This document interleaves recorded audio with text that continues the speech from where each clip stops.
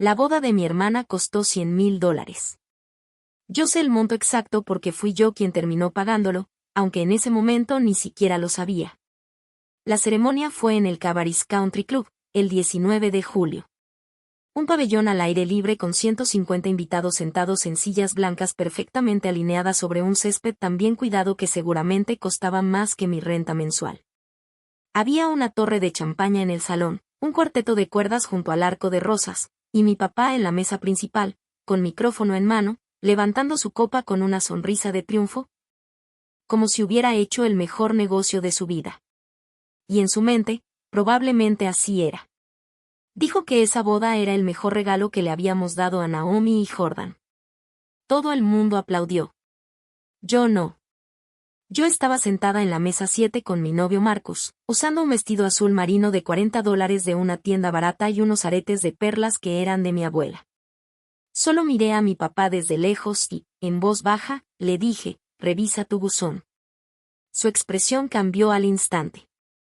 24 horas después, mis padres encontraron en su correo un aviso de ejecución hipotecaria, y descubrieron que la hija a la que habían ignorado era la única razón por la que todavía tenían una casa. Mi nombre es Willa Mercer, tengo 29 años y trabajo como asistente legal en un despacho de derecho inmobiliario en Carolina del Norte. Mis padres vendieron el departamento que mi abuela me había dejado para pagar la boda de mi hermana, sin decirme nada, sin imaginar que durante 4 años yo había estado pagando la hipoteca de su propia casa. He trabajado 6 años en Chambers and Real Estate Lab. Empecé a los 23, recién salida del programa de asistente legal en Central Piedmont, contestando teléfonos y archivando transferencias de escrituras. A los 25 ya hacía búsquedas de títulos. A los 27, la socia principal me dejó llevar cierres por mi cuenta. Mi trabajo es revisar documentos inmobiliarios línea por línea antes de que alguien firme. Hago búsquedas de propiedad, disputas de gravámenes, problemas de servidumbre. He encontrado firmas falsificadas, herederos no declarados, segundas hipotecas ocultas y casos absurdos de gente intentando vender propiedades que ya no les pertenecían. Detectar errores es literalmente mi trabajo. Y por eso esta historia es tan difícil de contar, porque no vi el único error que realmente importaba. Mi abuela, Cora Mercer, compró un condominio de 2 habitaciones en 2005 y lo terminó de pagar en 2015. Cuando murió en 2022, su testamento fue muy claro, el departamento era para mí. Me mudé 3 meses después del funeral. Pinté cada cuarto, cambié el grifo de la cocina, pagué las cuotas del JOA, los impuestos y el seguro. Marcus, mi novio, electricista independiente, de esos que llegan a arreglarte algo a medianoche sin quejarse, mejoró todo el sistema eléctrico y puso contactos nuevos en toda la casa. Poco a poco lo hicimos nuestro. La vitrina de porcelana de mi abuela se quedó en el comedor. Su foto siguió en la repisa. Y yo nunca hice una búsqueda de títulos sobre mi propia propiedad. En mi trabajo sé bien una cosa, la confianza es, muchas veces, el defecto más peligroso en un título de propiedad. Y yo debería haberlo sabido mejor. Mi papá, Glenn Mercer, tiene 58 años. Durante 28 años trabajó como supervisor de mantenimiento en Cabarrus Textiles. Era de esos hombres que podían arreglar cualquier cosa, telares industriales, sistemas de vac, incluso la prensa hidráulica del tercer piso que nadie más se atrevía a tocar. En su garaje todavía cuelga una placa de empleado del año, como si eso pudiera congelar el tiempo. Hace 4 años perdió ese trabajo cuando cerraron parte de la planta. Desde entonces ya no es el mismo. Ahora hace trabajos pequeños, una cerca aquí, barnizar una terraza allá. Nunca pide ayuda. Prefiere endeudarse con una tarjeta de crédito al 22% antes que dejar que sus hijas lo vean fallar. Mi mamá, Patrice, tiene 56 años y lleva 18 trabajando en la cafetería de la escuela secundaria de Concord.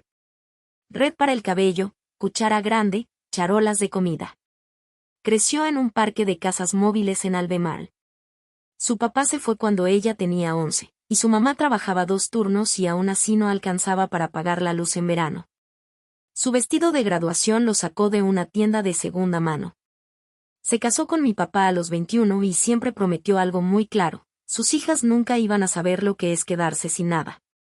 Y luego está Naomi, mi hermana, 24 años, subgerente en una tienda J. Crew en South Park Mall en Charlotte, comprometida con Jordan Whitfield, 26, que trabaja en soporte de TI en un sistema hospitalario. Naomi es dulce, cercana, de verdad. Habla con mi mamá todos los días. Es la pequeña de la familia. Y en nuestra casa eso significa algo muy específico. Naomi es la que necesita apoyo, y Willa es la que siempre está bien. La única persona que veía las cosas diferente era mi abuela Cora. Fue maestra de primaria, muy lista hasta el final. Una vez, sentada en su condominio en Popular Ridge, tomando té dulce de un frasco de vidrio, me dijo: tú eres la que va a sostener todo cuando yo ya no esté. Por eso voy a asegurarme de que tengas algo propio. Mi papá no es un mal hombre. Y necesito decirlo así, porque importa para lo que viene después. Él construyó toda su identidad alrededor de una sola idea: proveer. 28 años en Cabaris Textiles sin faltar un día, sin enfermarse, con un sueldo fijo cada 2 semanas que entregaba en casa diciendo siempre lo mismo: ya estamos cubiertos. Eso era su filosofía. Su única regla. Pero en 2021 la planta recortó personal. Mi papá tenía 54 años. Le dieron una liquidación, una palmadita en la espalda y 30 minutos para vaciar su casillero. El desempleo duró 6 meses. Aplicó a todo trabajo de mantenimiento en el condado de Cabarís: demasiado viejo, demasiado calificado, credenciales incorrectas. Las negativas empezaron a acumularse en la cocina, junto a los recibos que él ya ni quería ver. Abrió una tarjeta de crédito. Luego otra. Luego una tercera. 15,000 se volvieron 25,000. 25,000 se volvieron 40,000. No se lo dijo a mi mamá. Ella seguía trabajando en la cafetería, todavía creyendo que todo estaba bajo control. Y la hipoteca empezó a atrasarse. Una vez llamó al banco y consiguió una prórroga de 3 meses. Se convenció de que eso resolvía el problema. No lo resolvió. Las notificaciones de pago atrasado empezaron a llegar. Guardó todos los avisos en un cajón.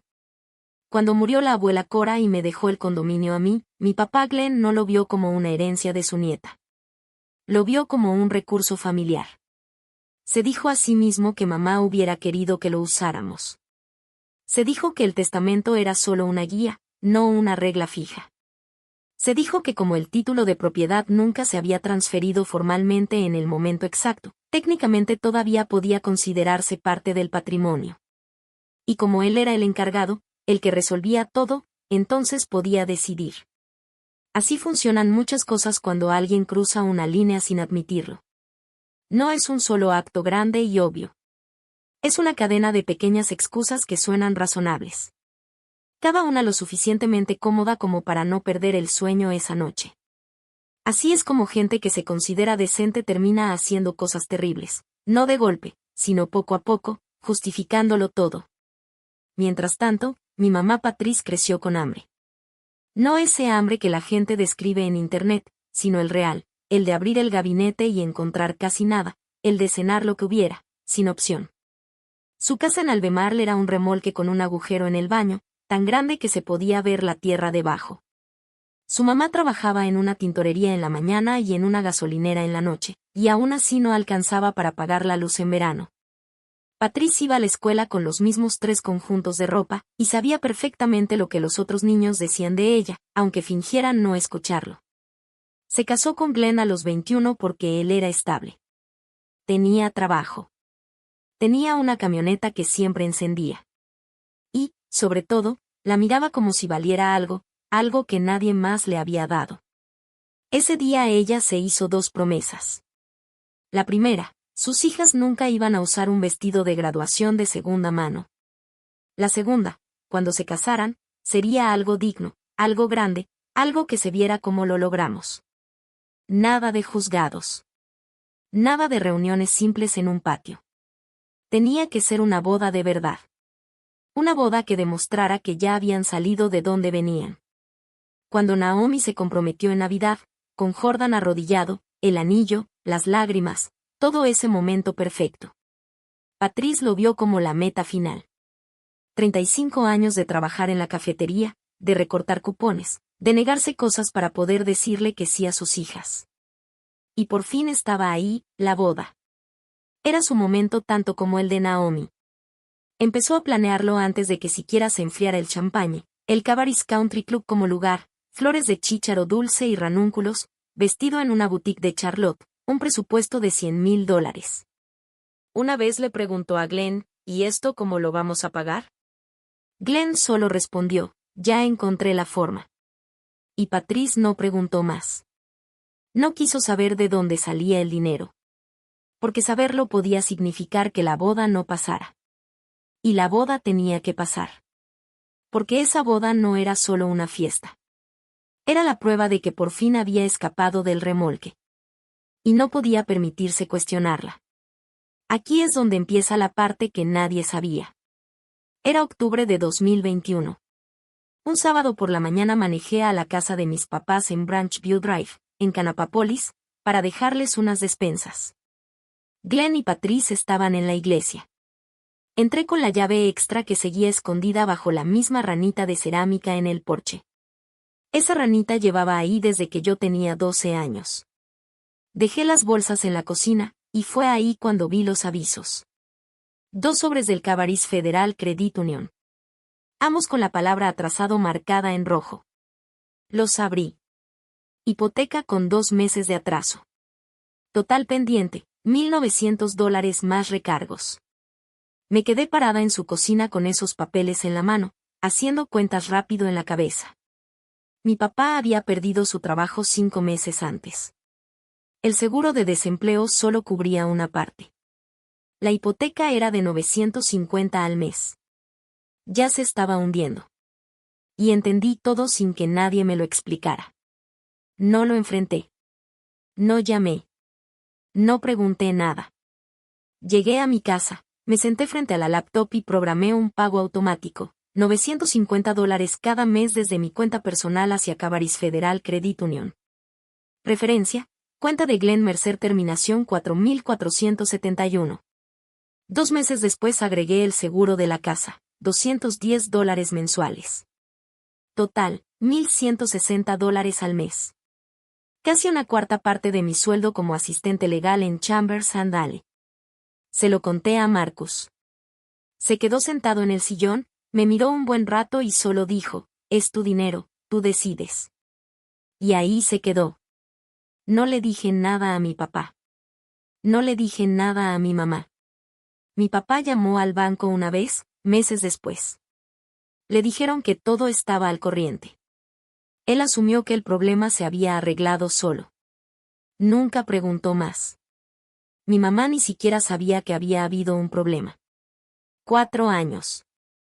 48 meses. $55,680. Y mis papás vivieron todo ese tiempo sin saber que su estabilidad existía gracias a mí. Jordan le pidió matrimonio a Naomi en la cena de Navidad de 2024. 2 semanas antes había pedido permiso a mi papá. Glenn dijo que sí sin dejarlo terminar la frase, lo cual ya decía mucho de lo desesperado que estaba por un momento bueno en su vida. Jordan se arrodilló junto al árbol. Naomi lloró. Mi mamá lloró más fuerte. Mi papá le dio la mano como si estuviera cerrando un trato importante. Yo abracé a mi hermana y lo sentí de verdad. Porque Naomi y yo no somos enemigas. Nunca lo fuimos. Ella es 5 años menor, de niña se metía a mi cama cuando había tormentas. Todavía me manda fotos antes de ir al trabajo y me pregunta qué aretes le quedan mejor. La quiero. Y justo eso es lo que lo complica todo. El plan de la boda empezó antes de Año Nuevo. Para el 28 de diciembre mi mamá ya estaba hablando con salones. Tenía hojas de cálculo, tableros en Pinterest, ideas claras de cómo debía ser todo. Cabaris Country Club, 15,000 de depósito.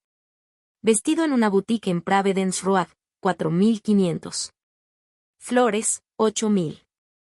Fotógrafo, 6,000. Catering, 22,000 para 150 invitados. Banda, 5,000. Invitaciones, renta de mobiliario, manteles, pastel, recuerdos, bloques de hotel, cena de ensayo, y decenas de detalles más. Todo sumando hasta llegar a una sola cifra. $100,000. Estaba sentada en la mesa del comedor de mis papás en enero, viendo a mi mamá sumar números en la calculadora del celular. Tocaba la pantalla con el dedo índice como si estuviera contando monedas de oro. Entonces le pregunté, $100,000, mamá, ¿de dónde va a salir eso? Patrice movió la mano como quitándole importancia. Tu papá lo está viendo. Glenn estaba sentado al otro lado de la mesa. Asintió, pero no me miró a los ojos. Yo lo observé. El hombre cuya hipoteca yo llevaba 3 años pagando en secreto. Y sentí algo raro, como un cambio leve debajo de mí. No era desconfianza todavía. Era más como una grieta pequeña en el suelo donde llevaba mucho tiempo parada sin darme cuenta.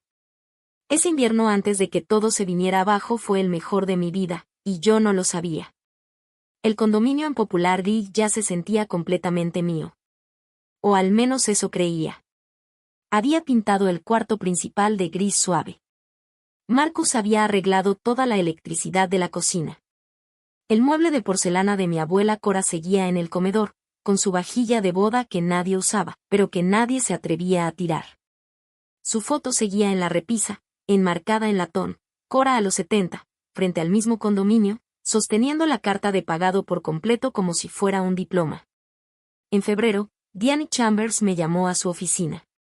Cerró la puerta, se quitó los lentes de lectura y los dejó colgando de su cadena. Willa, quiero ponerte en camino a socia. Serías la primera asistente legal de esta firma en manejar cierres por su cuenta. Asistente senior. Le dije que lo pensaría. En casa hice cuentas. Si subía a asistente senior, el aumento me alcanzaba para mí y Marcus si comprábamos algo juntos. Ya lo habíamos hablado. Tal vez vender el condominio. No tenía hipoteca, Cora lo había pagado años antes. Usarlo como enganche para una casa con patio. El condominio valía alrededor de $185,000. Era mi único verdadero patrimonio. Mi única seguridad real. Esa noche me senté en el sillón con Marcus, una calculadora y una botella de vino. Empezamos a imaginar el futuro como lo hacen las parejas cuando sienten que ya están estables. Vender, comprar, 3 habitaciones, un patio, quizá empezar a hablar de cosas más grandes. Me quedé dormida con la cabeza en su hombro, sintiendo que por fin tenía todo bajo control. Pero los planes siempre existen justo antes de que llegue la carta. La carta llegó un sábado de marzo. Yo estaba en el porche, descalza, con café en la mano y la sudadera con la que había dormido. Un sobre blanco. Remitente, Sick & Associates, abogados en Charlotte. No reconocí el despacho. Adentro había una sola hoja. Cortés, como solo los abogados saben ser cuando están a punto de destruirte la vida. Estimado ocupante, debido a la reciente venta de la unidad 4B, 312 Popular Ridge Drive, Concord, Carolina del Norte, solicitamos que los actuales ocupantes desocupen el inmueble en un plazo de 30 días. La leí 2 veces en el porche. Luego entré a la casa y la volví a leer en la mesa de la cocina. Venta reciente. Mi condominio había sido vendido. Abrí la página del registro del condado en mi teléfono. Yo sé la dirección de memoria. La uso unas 40 veces a la semana. Entré al sistema del registro de escrituras y busqué 312 Popular Ridge Drive, unidad 4B. La cadena de propiedad apareció en segundos. 2005. Cora Mercer compra la propiedad. 2015. Hipoteca pagada por completo. 2022. Cora Mercer fallece. Testamento registrado en la Corte de Sucesiones del Condado Cabarrus. Albacea, Glenn Mercer, de 2022 a 2025. No hay transferencia de escritura a nombre de Willa Mercer. El título sigue a nombre del patrimonio de Cora Mercer. Marzo de 2025. Transferencia de escritura del patrimonio de Cora Mercer a David y Kim Park. Documento firmado por Glenn Mercer como albacea. Precio de venta, $185,000. Me quedé sentada en la mesa de la cocina de mi abuela, en el mismo departamento que ella me había dejado, mirando mi teléfono. Y ahí estaba. El nombre de mi papá en una escritura que debía tener el mío. Lo había vendido 6 semanas antes. El cierre fue en enero. Él había estado sentado conmigo en la mesa de la cena, escuchando a mi mamá hablar de presupuestos de boda, asintiendo como si nada, y ya había firmado todo. Vendió mi casa. Y no me dijo absolutamente nada. Manejé hacia Branch View Drive con la carta en el asiento del copiloto. No llamé antes. No lo necesitaba. Mi papá estaba en el garaje, con la puerta abierta. Sentado en un banco junto a su mesa de trabajo, sin hacer nada. Atrás de él seguía colgada la placa de empleado del año. Levantó la mirada cuando llegué. Y lo supe de inmediato, me estaba esperando. Vendiste mi departamento, papá. No se movió. No lo negó. Solo dejó la taza de café en la mesa y dijo. No era tu departamento, Willa. Era de mamá. Y ella lo dejó para la familia. Me lo dejó a mí. El testamento dice que era para mí. Yo lo vi. Yo hice todo el trámite de sucesión. La escritura nunca se transfirió. Legalmente seguía a nombre del patrimonio. Y como albacea, yo puedo decidir. Me quedé mirándolo. Tú sabes que yo trabajo con esto todos los días, ¿verdad? 7 años viendo escrituras, cierres, herencias. Sabes perfectamente lo que significa legalmente.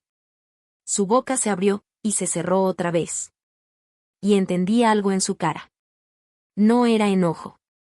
Era otra cosa, el momento exacto en el que un hombre se da cuenta de que está usando el conocimiento de su hija, contra su propia hija. Y que ella es la que lo construyó. La boda, dijo al final. La boda de Naomi. Se necesitaba el dinero. Vendiste mi casa. Es la boda de tu hermana, Willa. ¿Y yo dónde voy a vivir? Silencio. No tuvo respuesta. Tomó la taza otra vez, la dejó de nuevo. El garaje estaba completamente quieto. La placa en la pared decía empleado del año, Cabaris Textiles 2018, 3 años antes de que lo despidieran. Todo lo que mi papá había sido orgullosamente tenía fecha de caducidad. Incluso, al parecer, su forma de justificarlo todo. Entré a la cocina. Mi mamá estaba en el fregadero pelando papas. Cuando me vio entrar, se quedó quieta. Tenía un cuchillo en una mano y una papa a medio pelar en la otra. No necesitó que yo dijera mucho. Su cara lo dijo antes que nada. ¿Ya sabes que papá vendió mi condominio?, le pregunté. Ella dejó la papa en la mesa con cuidado. Él dijo que había encontrado la forma de pagar la boda. Encontró la forma, vendiendo mi casa, mamá. La que me dejó la abuela. Willa, esta boda va a ser el día más bonito para tu hermana, respondió Patrice, como si eso explicara todo. Era el condominio de la abuela Cora. Me lo dejó en su testamento. Ella ya lo había pagado. Era mío. Hice una pausa, respiré. Y papá lo vendió por $185,000 sin decirme nada. Mi mamá se secó las manos con un trapo de cocina.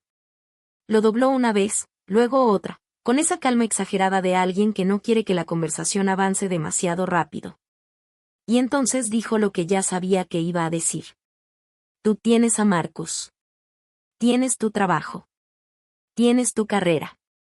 Naomi lo necesitaba. Ahí estaba. La contabilidad familiar. Willa tiene cosas, entonces se le pueden quitar. Naomi necesita cosas, entonces hay que dárselas. La hija independiente es como una cuenta de ahorros que la familia puede usar sin pedir permiso.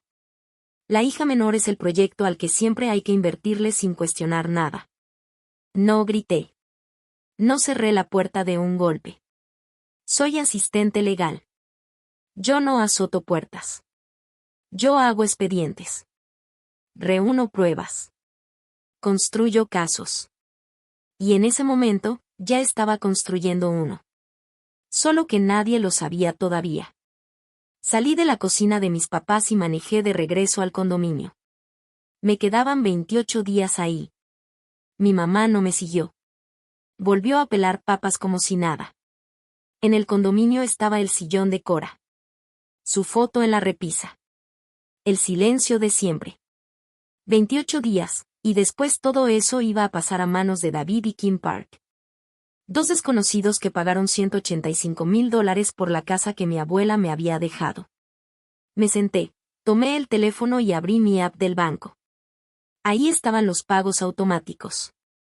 Cavaris Federal Credit Union, hipoteca de Glen Mercer, $950.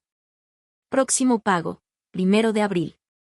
Seguro de casa NC Farm Bureau, $210. Próximo pago, 15 de abril. 4 años. 48 pagos de 950. 46 de 210. $55,680. Había pagado más por la casa de mis papás que ellos mismos desde que mi papá perdió su trabajo, y aún así habían vendido la mía. Mi dedo se quedó suspendido sobre cancelar. No lo presioné de inmediato. Miré los números. Y los números no mienten. Nunca.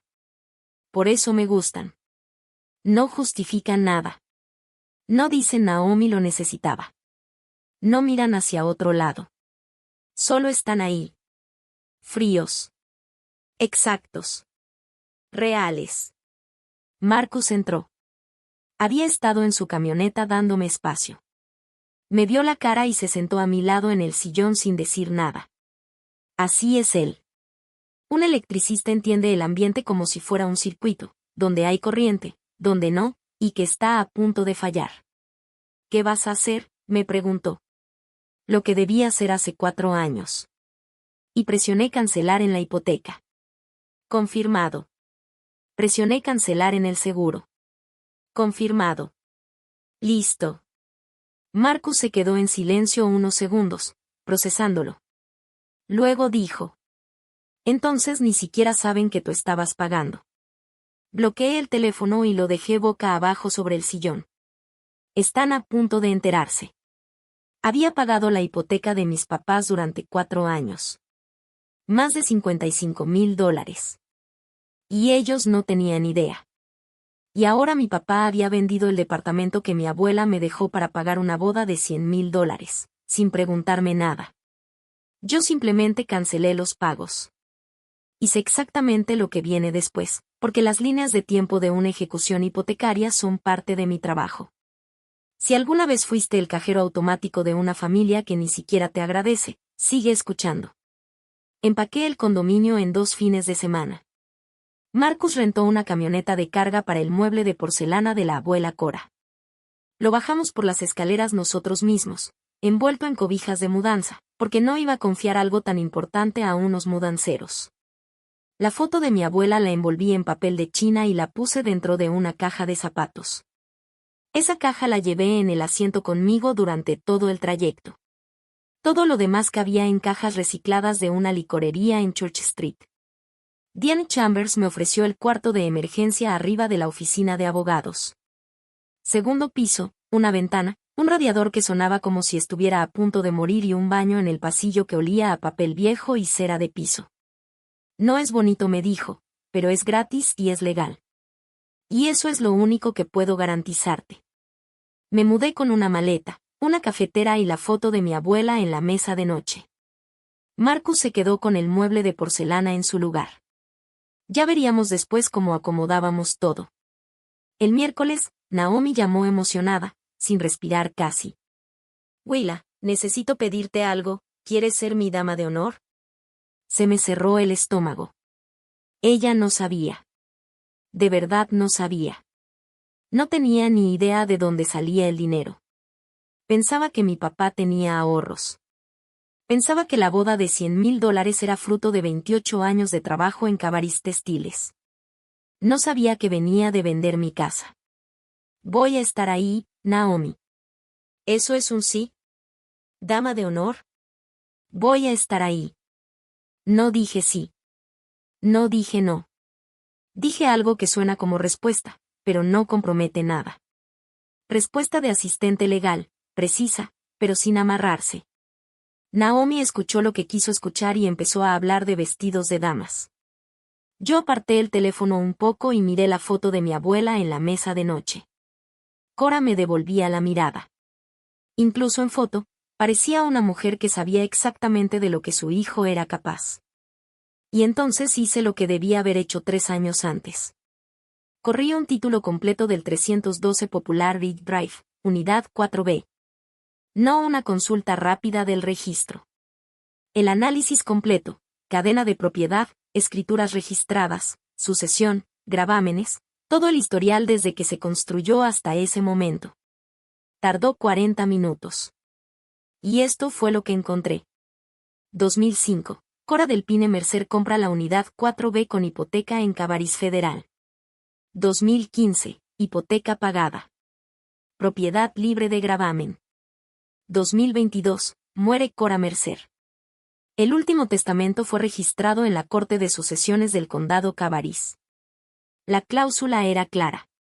Dejo el condominio ubicado en 312 Popular Ridge Drive a mi nieta, Willa Mercer. Albacea, Glenn Allen Mercer, de 2022 a 2025. No hubo transferencia de escritura a mi nombre. Ninguna. 0. El título se quedó en el patrimonio como un coche encendido abandonado en un estacionamiento, técnicamente funcionando, pero sin dueño real ejecutando nada bien.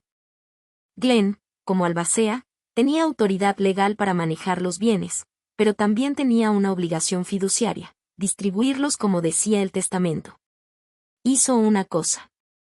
Ignoró la otra. Enero de 2025. Transferencia de escritura del patrimonio de Cora Mercer a David y Kim Park. Precio, $185,000. Documento firmado por Glenn Allen Mercer como albacea. Imprimí toda la cadena de propiedad. 18 páginas. Saqué el expediente de sucesión. Saqué el testamento. Lo engrapé todo en un folder manila y lo etiqueté con marcador negro, Mercer Popular Ridge. $185,000. Eso fue lo que valió el amor de mi abuela en el mercado abierto. Y mi papá lo convirtió en una boda con torre de champaña, flores caras y un vestido de $4,500 que mi hermana usaría una sola vez. Yo me sé la ley de ejecuciones hipotecarias de Carolina del Norte como la mayoría de la gente se sabe su dirección. Se la enseño a los nuevos asistentes legales cada septiembre. La línea de tiempo es siempre la misma. Mes 1, retraso de pago, multa, carta amable del banco. Mes 2, carta más seria, aparece incumplimiento. Mes 3, aviso de incumplimiento registrado en el condado. Ese es el importante. Porque en ese momento ya es público. Cualquiera lo puede ver. Y el reloj ya empezó. Yo cancelé los pagos en marzo. Abril sería el primer mes sin pago. Mayo, primera carta de atraso. Glenn ni la iba a notar. No habría correspondencia bancaria desde hace años. Junio, carta de demanda. Tal vez la abre, tal vez no. Si la abre, entra en pánico, llama al banco, y le dicen que ya debe 2 meses sin entender cómo pasó. Finales de junio o inicios de julio, aviso de incumplimiento registrado en el condado. El banco lo envía a Branch View Drive. Y la boda era el 19 de julio. Yo estaba sentada en mi escritorio, en el cuarto arriba del despacho Chambers and Alley, mirando el calendario en la pared. Y hice una cuenta que a Diane le habría gustado. El aviso probablemente llegaría entre el 14 y el 16 de julio. La boda, 19 de julio. 3 a 5 días de diferencia. No necesitaba hacer algo escandaloso. No necesitaba abogados nuevos ni demandas ni aparecerme en la puerta de mis papás con pruebas impresas. Solo necesitaba esperar. Pero agregué un detalle más. Mi papá ignora el correo del banco. Pero no va a ignorar un sobre con mi letra. Saqué una copia certificada del aviso de incumplimiento del registro del condado. Y lo mandé yo misma. Entrega programada. La versión de un asistente legal de un regalo de boda. Patrice me llamaba cada semana con actualizaciones de la boda. Yo la dejaba hablar. Era como escuchar una audioguía de un museo, solo que todo ese museo estaba financiado con cosas que no le pertenecían a nadie. La florista ya cerró todo, me decía emocionada. Peonías y ranúnculos, $8,000, pero vas a ver las pruebas, valen cada centavo. $8,000. Eso era más o menos 7 meses de la hipoteca que yo estaba pagando en silencio. Luego venía el catering. 22,000 por la cena completa, barra libre, mesa de postres y hasta snacks de medianoche, ¿te imaginas? Snacks de medianoche. 22,000. Casi la mitad de lo que yo había pagado en 4 años enteros. El 40% de esos $55,000 que salieron de mi cuenta, convertidos en carne, postres y una fuente de chocolate. Y la fotógrafa cuesta 6,000, pero ha salido en revistas de bodas del sur, así que vale la pena. Y el lugar, 15,000 de depósito, pero hija, cuando lo veas te vas a enamorar. 15,000. Eso eran 16 meses de pagos automáticos que yo hice para mantener la casa de mis papás, mientras mi papá vendía la mía sin decir una sola palabra. Naomi me mandó una foto de su vestido. Se veía en un espejo de 3 lados, con un vestido sin tirantes, perfecta, como portada de revista. Era hermosa. De verdad. Y no tenía idea de que ese vestido de $4,500 venía directamente de la herencia que le quitaron a su hermana. Yo compré mi vestido en Tijuana Max, un martes en la hora de comida. Azul marino, sencillo, $40 en oferta. Yo iba a ser la persona más simple en una fiesta de $100,000. Y honestamente, se sentía apropiado. Diane vio el vestido colgado en la puerta de mi oficina. Bonito vestido, dijo. ¿Seguro quieres ir a eso? Acomodé el gancho sin mirarla mucho. Trabajo en bienes raíces, Diane. Sé lo que significa aparecer en un cierre. Ray Tatum tiene 63 años, es cartero retirado, y ha vivido al lado de mis papás en Branch View Drive por más de 20 años. Ray lo ve todo desde su porche. No es chismoso. Solo está ahí todas las mañanas con su café, viendo la calle como si fuera un río, porque eventualmente todo pasa frente a él. En mayo vino a Chambers Sandale por una disputa de linderos. Su vecino había construido un cobertizo 2 pies dentro de la propiedad. Caso típico. Yo lo resolví. Después nos quedamos en la sala de descanso tomando café. Ray revolvía su taza y me miró con esa calma de alguien que entregó correo por 30 años y aprendió a leer barrios completos. Yo veo cosas desde mi buzón, Willa me dijo. Veo quién llega con despensa los sábados a la casa de tus papás. Veo quién corta el pasto cuando tu papá anda mal de la espalda. Veo quién limpia las canaletas cuando llueve toda la semana. Tomó un sorbo. Y también veo quién no aparece. Tu hermana ha ido 3 veces en el último año. 3. Las conté. Es parte del trabajo. No respondí. Tu mamá cree que Naomi es lo máximo, pero la luna no corta el pasto. Dejó la taza en la mesa y cruzó los brazos. Ray Tatum no es de los que dan discursos. Pero cuando habla, uno escucha. Ray Tatum es de esos hombres que entregan las verdades como entregaba el correo, una por una, directo a la puerta, sin adornos. No sé qué está pasando en tu familia, me dijo, y sé que algo está pasando porque tu papá trae cara de hombre cargando una maleta llena de piedras. Se acomodó la taza de café. Pero tú no estás sola, Willa. Tienes gente de tu lado, más de la que crees. Le di las gracias. Él se fue. Pero lo que dijo se me quedó pegado. La luna no corta el pasto. Mis papás vendieron el departamento que mi abuela me dejó por $185,000, y usaron ese dinero para pagar la boda de $100,000 de mi hermana. Mientras tanto, han vivido en una casa que yo he estado pagando en secreto desde 2021. Yo detuve los pagos en marzo. Y el aviso de incumplimiento iba a llegar justo la semana de la boda. Yo trabajo en esto. Soy asistente legal. Yo sé exactamente lo que viene después. Abril pasó y mi papá no notó nada. Mayo llegó con una carta de demanda de Cavaris Federal Credit Union. Esta vez la abrió. El sobre ya no era el mismo. Era más grueso. De esos que los bancos mandan cuando dejan de ser amables. Su pago hipotecario tiene 2 meses de atraso. Si no se regulariza en 30 días, el banco puede exigir el pago total inmediato. Mi papá llamó. Debe haber un error. Mi cuenta está al corriente. Del otro lado revisaron. Señor Mercer, su último pago fue en marzo. Después de eso no hemos recibido nada. Eso es imposible.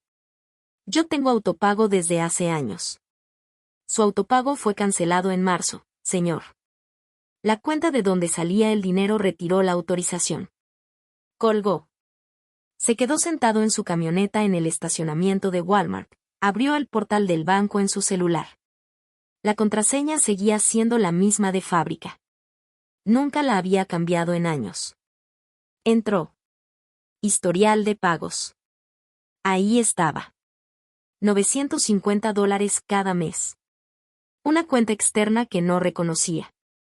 4 años. 48 pagos. Y luego marzo, el último. Después de eso, nada. Se quedó viendo la pantalla. Alguien había estado pagando su casa durante 4 años, y había parado el mismo mes en que yo lo enfrenté por el condominio.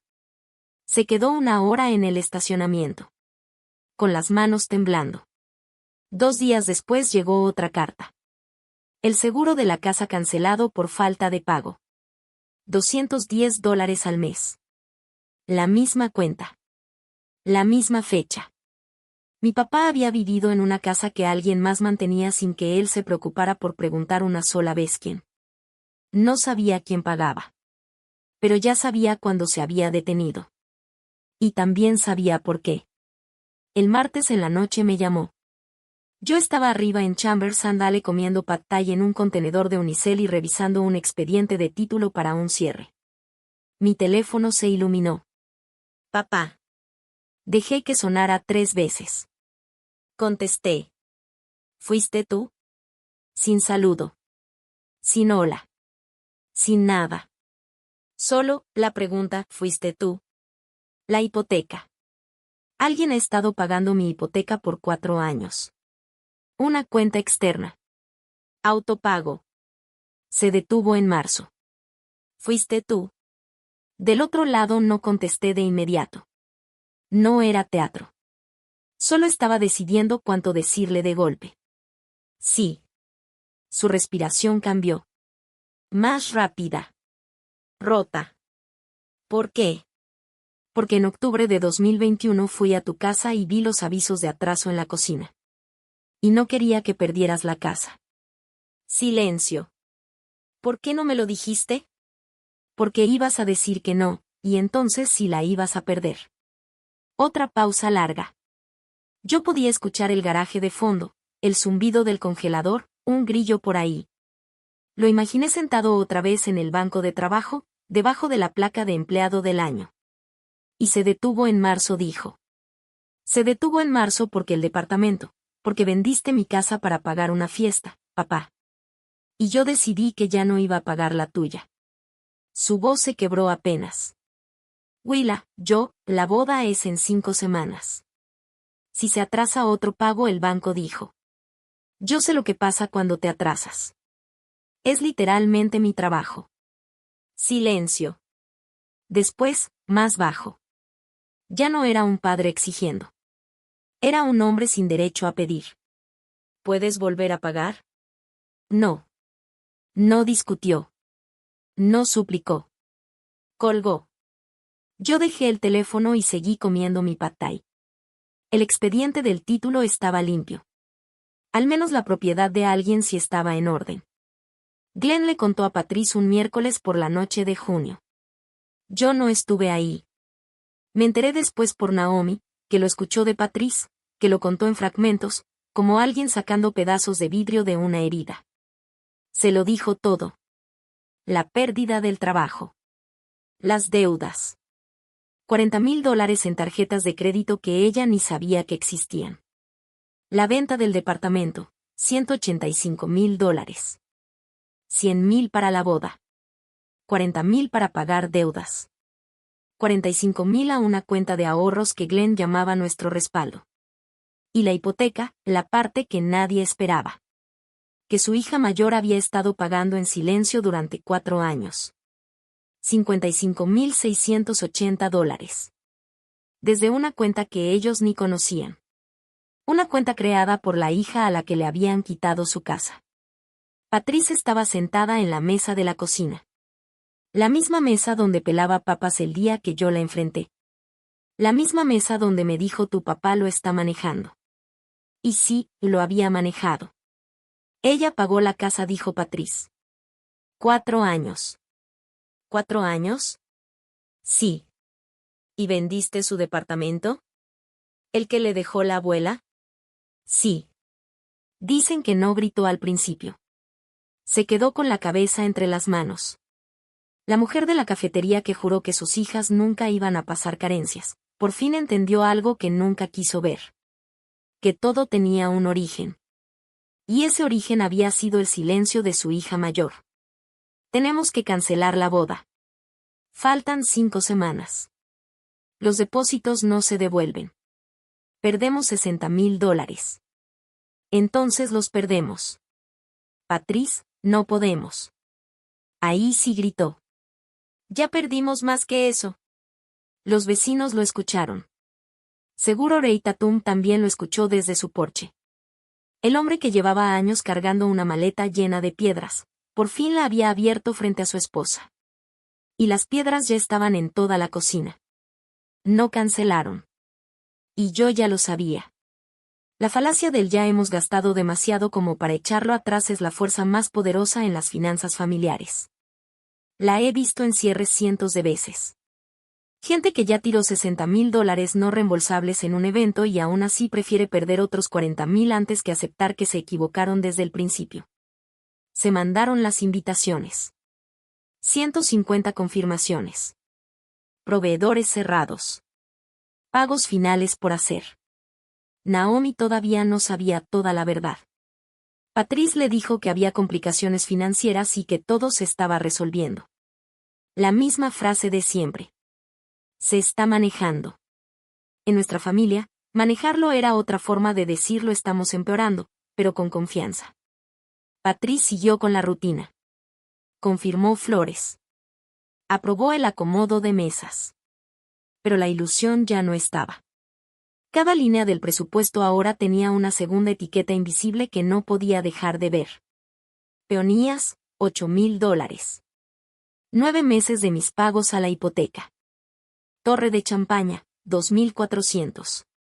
3 meses de lo que yo había estado pagando en silencio. Glenn hizo un pago de la hipoteca en mayo desde la cuenta de ahorros que él mismo había creado con el dinero de la venta del condominio, $950. Luego otro en junio, 1,900. Pero los proveedores ya no esperaban excusas. Catering, banda, fotógrafo, el saldo del salón. Y entonces mi papá miró esa cuenta de ahorros, miró la hipoteca, y eligió otra vez la boda. Ya había elegido la boda una vez cuando vendió mi casa. Ahora la eligió otra vez, sobre su propia vivienda. A finales de junio, el aviso de incumplimiento fue registrado en el condado de Cabarrus. Registro público. Yo lo revisé desde mi escritorio en Chambers and Dale. Ahí estaba. Fui al registro del condado en mi hora de comida. Pedí una copia certificada. La metí en un sobre blanco. Escribí a mano, Glenn y Patrice Mercer, 47 Branch View Drive, Canapapolis, Carolina del Norte. Y lo envié el 12 de julio. 7 días antes de la boda. La cena de ensayo fue el 14 de julio. Un restaurante italiano pequeño en Union Street, 30 personas, manteles a cuadros rojos, pan en la mesa y vino de la casa. Era lo único económico del proceso. Yo llevaba mi vestido azul marino. Me senté al final de la mesa. Marcus a mi lado, su mano en mi rodilla bajo la mesa, firme, como alguien que conduce en medio de una tormenta sin soltar el volante. Naomi estaba radiante. Vestido blanco sencillo, sonrisa fácil, feliz de verdad. Jordan estaba nervioso de esa forma típica de los novios, riéndose demasiado, jugando con la servilleta, queriendo agradar a todos. Buen chico.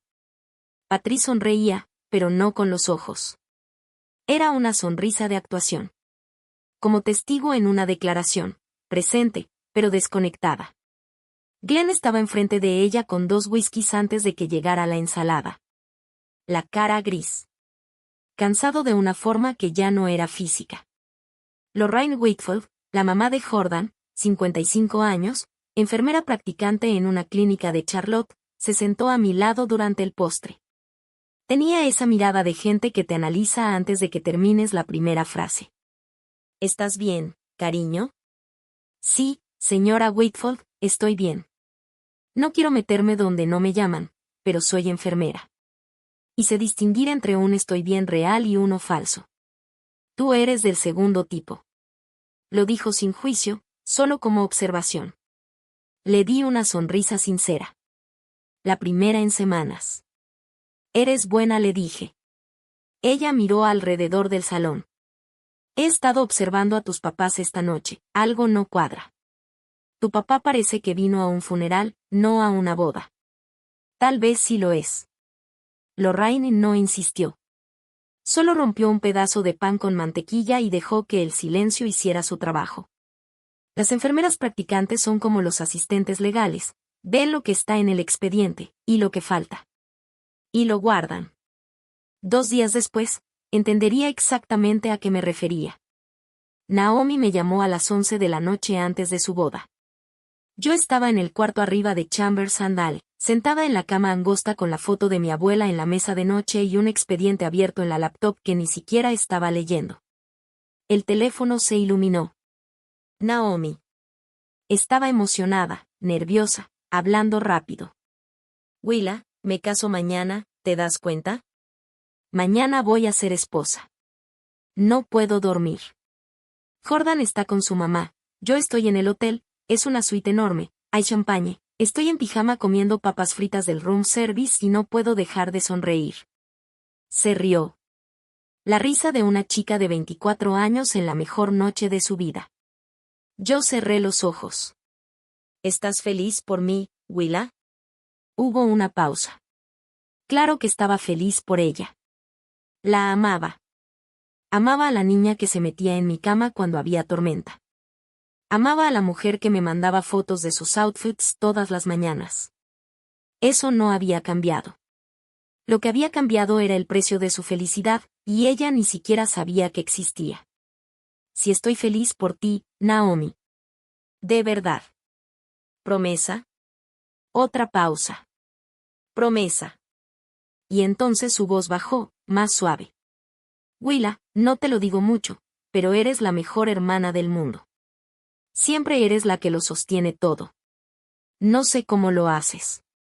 Yo apreté el teléfono contra la oreja y miré la foto de mi abuela. Lo que lo sostiene todo. $55,680 sosteniendo todo. Y un condominio que ya no iba a volver a ver. Duerme, Naomi. Mañana es un gran día. Te quiero, Willa. Yo también te quiero. Colgué. Me quedé en silencio un rato. Abuela, le dije a la foto. Perdón por lo que pasa mañana. Pero tú lo habrías entendido. 19 de julio. Me vestí en el cuarto arriba del despacho. Vestido azul marino. Zapatos bajos. Los aretes de perla que me dio mi abuela cuando cumplí 18 años. Pequeños. Sencillos. Reales. Los compró con dinero de su pensión de maestra, en una joyería del centro de Kanker. Me los puso en la mano y me dijo. Las perlas son para mujeres que no necesitan demostrar nada. Marcus llegó a las 8. Traje gris. Bien afeitado. Manejaba en silencio. Sin radio. No me preguntó si estaba lista, porque ya lo sabía. Y la pregunta habría sobrado. En un semáforo en la carretera 29, abrí el teléfono. Seguimiento del correo certificado. Número de envío terminado en 7741. Estado, entregado. Entregado a 47 Branch View Drive, Canapapolis, Carolina del Norte. 16 de julio. Firmado por Glenn Mercer. 3 días antes. Lo recibió. Firmó por él. Tuvo Tuvo en sus manos la copia certificada del aviso de incumplimiento de su propia hipoteca. Vio el sello del condado, la fecha de registro y la frase incumplimiento por falta de pago. Y aún así, la boda siguió. Mi papá eligió la boda por tercera vez. Primera, cuando vendió el departamento que me dejó mi abuela. Segunda, cuando usó el dinero de ahorros para pagar proveedores en lugar de la hipoteca. Tercera, cuando firmó el aviso de ejecución, y aún así se puso el traje y llevó a su hija menor al club campestre. Marcus giró hacia la entrada del Cabarrus Country Club. Toldos blancos sobre el pasto. Ballet en la entrada. Un cuarteto de cuerdas afinando junto al arco de la ceremonia.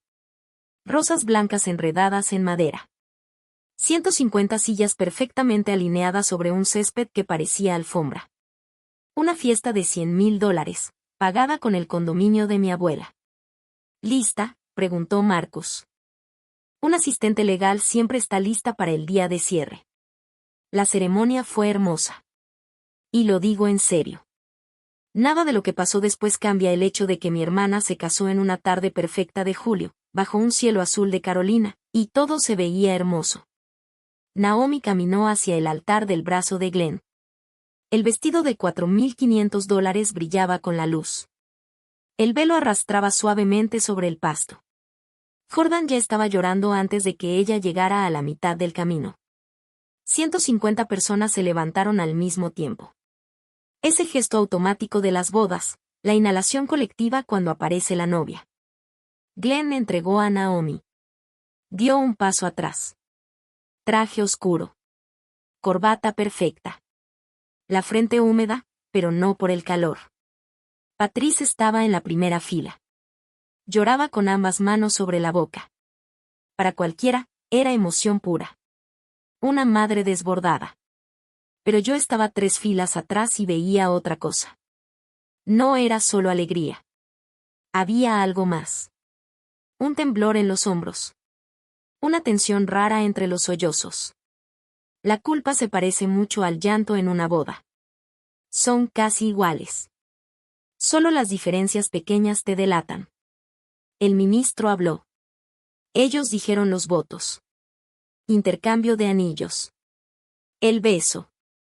Aplausos. Confeti de arroz flotando en el aire como si también celebrara. Naomi y Jordan caminaron de regreso por el pasillo, sonriendo. Naomi me vio en la tercera fila y me lanzó un beso. Yo lo atrapé y me lo llevé al pecho. Porque la quiero. Eso nunca estuvo en duda. La duda siempre fue otra. ¿Quién pagó por el pasillo que ella estaba cruzando? ¿Y quién iba a pagar por lo que venía después? Marcus me tomó la mano. Caminamos con la multitud hacia el salón. La ceremonia había terminado. El cierre estaba por empezar. El salón de baile del Cabarrus Country Club parecía sacado de una revista. Centros de mesa de cristal en cada mesa, manteles blancos impecables, una torre de champaña cerca de la entrada con 6 niveles de copas apiladas como una pirámide. El líquido dorado bajando desde arriba como si fuera dinero en movimiento. Una banda de 7 músicos tocando jazz suave en una esquina del escenario. Barra libre con un pizarrón que anunciaba cócteles con nombres elegantes como The Whitfield Waltz y el Nightcap de Naomi. 150 invitados ocupando mesas con tarjetas caligrafiadas a mano y bolsitas de regalo amarradas con listones. Y yo no podía evitarlo. La matemática se me metía sola en la cabeza, como respirar. Barra libre, $6,000. 6 meses de la hipoteca que yo pagaba en secreto por mis papás. Centros de mesa, 4,000. 4 meses. Banda, 5,000. Regalos, renta, mantelería, otros 8,000 mínimo. Cada cosa en ese salón tenía un precio escondido. Y ese precio eran meses de mi vida sosteniendo una casa que mi papá ya había vendido. Glenn se movía entre la gente como si nada. Saludaba, sonreía, daba palmadas en la espalda. Pero sus ojos no estaban bien. Demasiado abiertos. Demasiado brillantes. Saltando de persona en persona sin quedarse en ninguna. Los ojos de alguien que firmó un aviso de ejecución hipotecaria hace 3 días, y ahora está parado en una boda pagada con la casa que él mismo vendió. como si el piso no se estuviera moviendo bajo sus pies. Patrice lo seguía en silencio. Más callada de lo normal. Observando todo. Y cada vez que yo me movía en la silla, ella volteaba a verme. Como si estuviera vigilando a alguien en juicio. Ella sabía que había un caso. Solo no sabía cuál iba a ser el veredicto. Llegó el momento de los discursos. La banda terminó una canción y el cantante le pasó el micrófono al papá de la novia. Glenn se levantó. Se acomodó el saco. Se aclaró la garganta. El salón se quedó en silencio. Tenía el micrófono en una mano y una copa de champaña en la otra. Empezó con lo típico. Naomi de niña. Jordan pidiendo permiso. Lo orgullosos que estaban él y Patrice. La gente se reía en los momentos correctos. Aplausos suaves. Mi papá siempre fue bueno para esto. Toda su vida estuvo actuando seguridad. Solo que hoy el escenario era más grande. Y entonces se salió del guión. Bajó la voz. Se puso serio. Patrice y yo haríamos cualquier cosa por nuestras hijas. Cualquier cosa. Hemos hecho sacrificios. Hemos trabajado duro. Hemos tomado decisiones difíciles. Y esta boda hermosa y perfecta es la prueba de eso. Levantó la copa. Este es el mejor regalo de bodas que hemos dado. El salón levantó sus copas con él. Aplausos. Cristales chocando. 150 personas brindando por la generosidad de un padre, con champaña de $12 la copa. Yo estaba sentada en la mesa 7. No levanté mi copa. No aplaudí. Solo miré a mi papá del otro lado del salón. Y él me miró a mí. 2 segundos. Nada entre nosotros excepto una boda de $100,000, y 4 años de pagos que él nunca supo que existían. Él fue el primero en apartar la mirada. Después del brindis, empezó el recorrido social. Sonrisas, apretones de mano, felicitaciones. Patrice iba detrás de él. Hasta que llegaron a la mesa 7. Glenn se inclinó hacia mí. Patrice se quedó de pie atrás, con la copa de champaña intacta en la mano. Willa, sé que las cosas están complicadas, dijo en voz baja, solo para nuestra mesa. Pero hoy es el día de Naomi. Vamos a pasar esta noche en paz. Yo lo miré. Y usé mi voz de trabajo. La voz de cuando leo declaraciones bajo juramento. Escuché tu brindis, papá. Hiciste un gran discurso. El mejor regalo de bodas. Así lo llamaste. Su sonrisa se murió ahí mismo. Le diste a Naomi un regalo hermoso, y tú recibiste otro. Tomé mi vaso de agua, bebí un sorbo, lo dejé en la mesa. Revisa tu buzón. El color se le fue de la cara. Blanco. Plano. Vacío. Solo quedó entendimiento. La copa de Patrice tembló. Agarró a Glenn del brazo y lo jaló hacia el pasillo. Ese pasillo entre el salón y los baños, donde el ruido baja y la luz se pone amarilla. Yo me quedé sentada. Marcus puso su mano sobre la mía. Y desde las puertas abiertas los vimos. Mi papá y mi mamá en el pasillo, susurrando, luego ya no susurrando. Naomi se dio cuenta. Estaba bailando con Jordan, riéndose, el vestido de $4,500 girando como si nada. Y se detuvo. Los vio. Caminó hacia ellos. Mamá, papá, ¿qué está pasando? Glenn no podía hablar. La espalda contra la pared. La boca moviéndose sin sonido. Patrice estaba llorando. Pero no era llanto de boda. Era feo. Desordenado. Sin control. El tipo de llanto que borra el maquillaje, el papel de madre perfecta, y deja solo a una mujer de Albemarle que por fin entendió que todo tenía precio. Mamá, dime qué está pasando, dijo Naomi.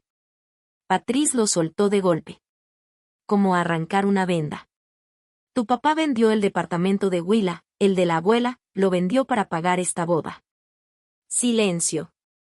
Naomi miró su vestido. Las mesas. Las rosas. La torre de champaña visible desde la puerta. Todo de pronto tenía otro precio. ¿Qué? No. Dijiste que había ahorros. No había ahorros, dije yo acercándome desde la mesa 7. Voz calmada.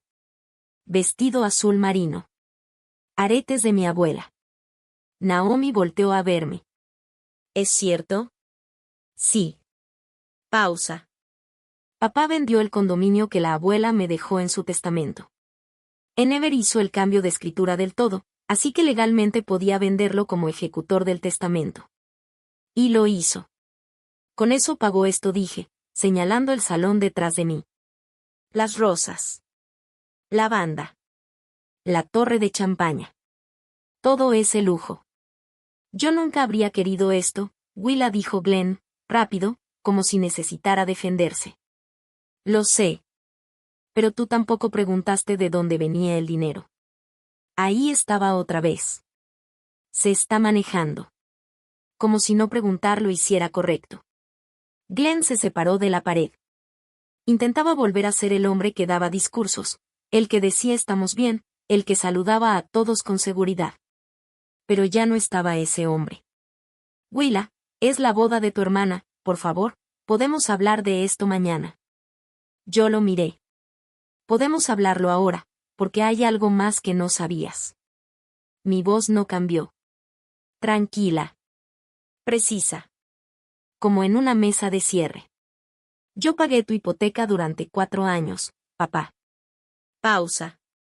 950 pesos de mensualidad, más 210 pesos de seguro de casa. 55.680 pesos dólares.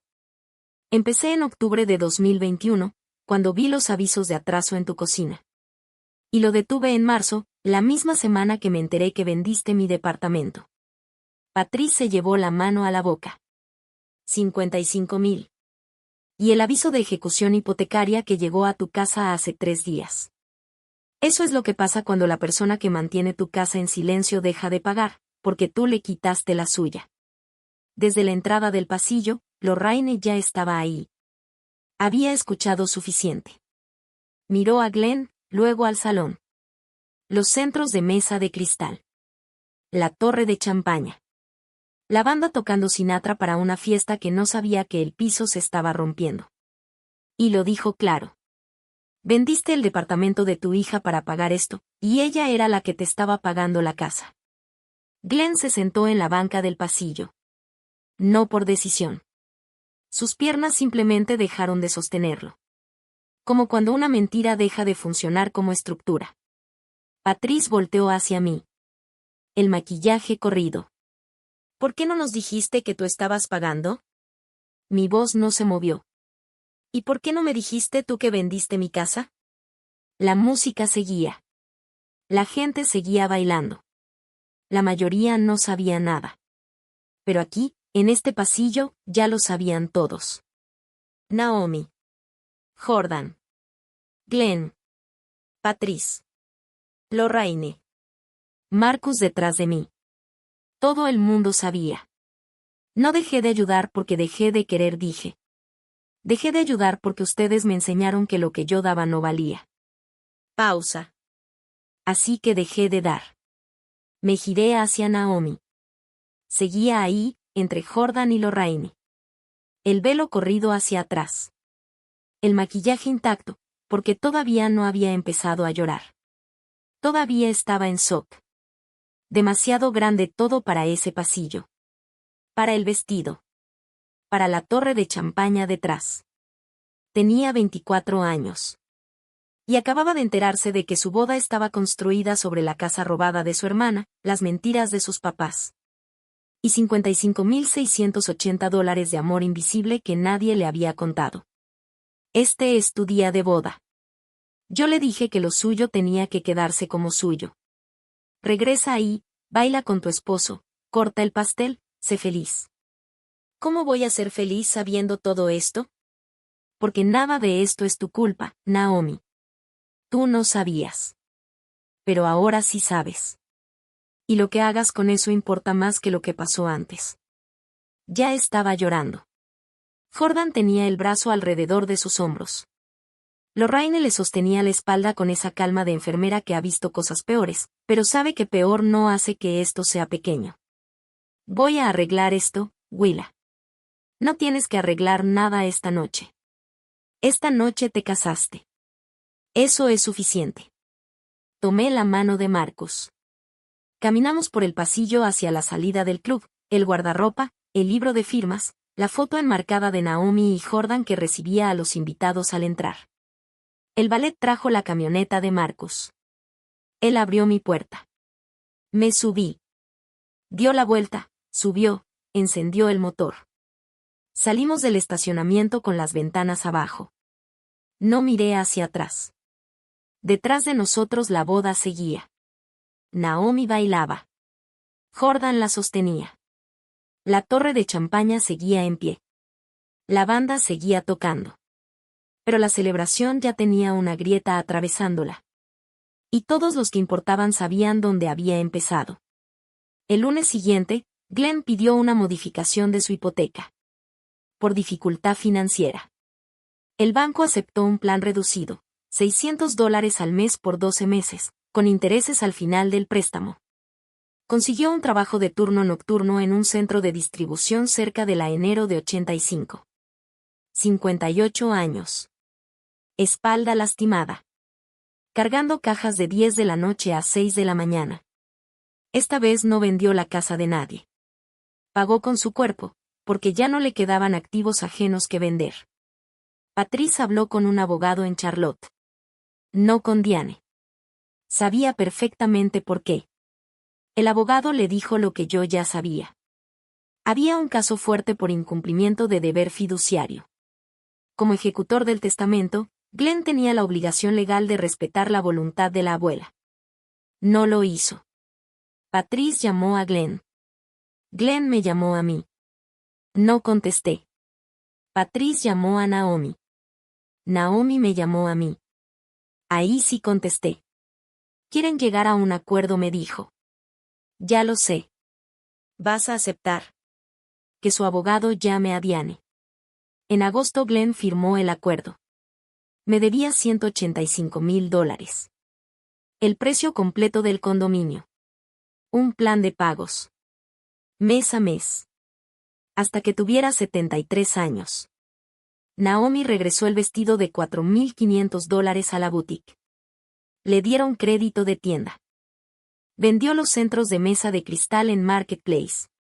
42 juegos a $150 cada uno. Me mandó el dinero. $6,200. No era mucho. Pero era el primer dinero honesto que se movía en esta familia, en la dirección correcta, en años. Diane Chambers hizo oficial mi ascenso la primera semana de agosto. La placa en la puerta decía, Willa Mercer, asistente legal senior.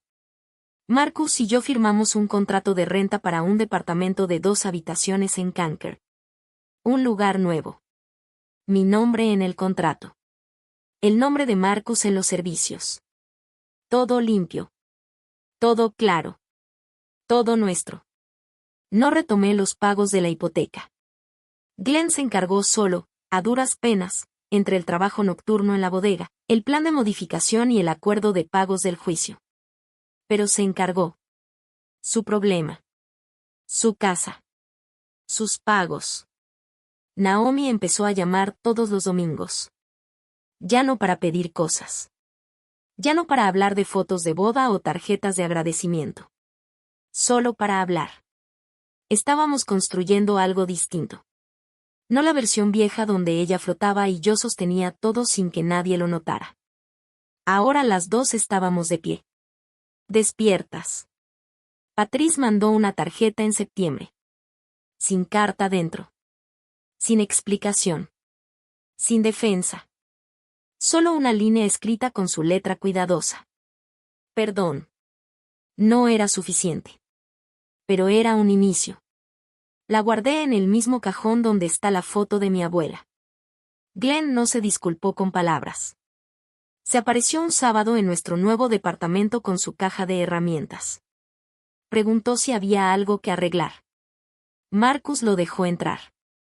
Arreglaron una llave que goteaba. Casi no hablaron. No hacía falta. Hay cosas que un hombre dice con las herramientas que tiene. Y las de mi papá siempre fueron físicas, nunca emocionales. El mueble de porcelana de mi abuela seguía en la sala comedor del nuevo departamento. Lleno. De pie. Como la nieta a la que ella se lo dejó. Y entendí algo. Las personas que te quitan en silencio, siempre esperan que tú también te quedes en silencio. Hasta que dejas de hacerlo. Y ese silencio cambia todo. Yo di $55,000. Di 4 años de mi vida sin hacer ruido. Di el departamento de mi abuela. Y mi propio futuro. Y nunca pedí reconocimiento. Ni gracias. Ni siquiera que lo vieran. Y aún así, nunca fue suficiente. Porque lo que ellos querían no era mi dinero. Era mi obediencia. El día que dejé de obedecer, toda la estructura se vino abajo. $185,000. Una boda de 100,000. 4 años de pagos ocultos. Y 4 palabras en un club campestre que lo cambiaron todo. Revisa tu buzón. Si esta historia te recordó que quien más da, casi nunca es quien más reconocen, compártela con alguien que necesite escucharlo. Y suscríbete a Hidden Family Event para más historias como esta.